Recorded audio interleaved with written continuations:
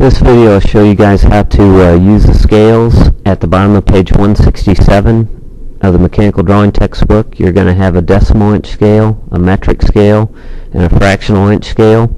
We're going to use a decimal inch scale, and you'll need a piece of paper, and just rip off a piece of notebook paper about 2.5 inches long by 1 inch wide. And you'll also need a pencil, and I'm going to place this piece of paper down on the decimal inch scale, and I'm going to line it up so that the edge of my paper it's right along the horizontal axis of that scale, and I can see the numbers of the scale.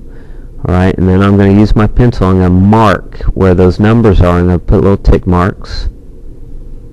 I'm just going to copy this scale to a piece of paper so I can use to take my dimensions with, or take my measurements with, making sure I get all the tiniest fractions of the scale.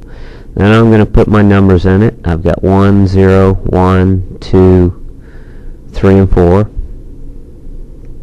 And now I've got a piece of paper where I can take my measurements with. I'm going to go ahead and dimension or find the measurements of figure G. And we'll start off with the inner circle. The radius of the inner circle, I'm going to line up 0 so it matches up with the center point of this circle.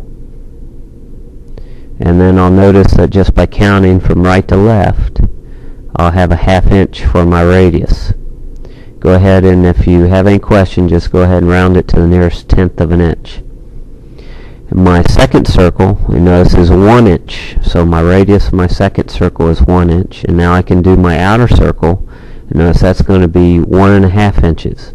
So now I know I've got a 1/2 inch inner circle, second circle is 1 inch, and the radius of my outer circle is 1.5.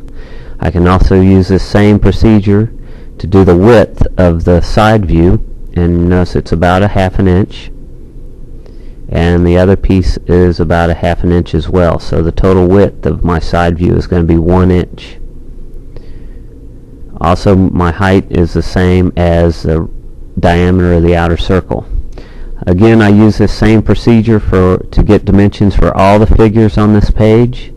If you have any questions, the fractional inch scale, we'll use that off and on. There's a metric scale and there's a decimal inch scale, but today we're going to use the decimal inch scale. That's all.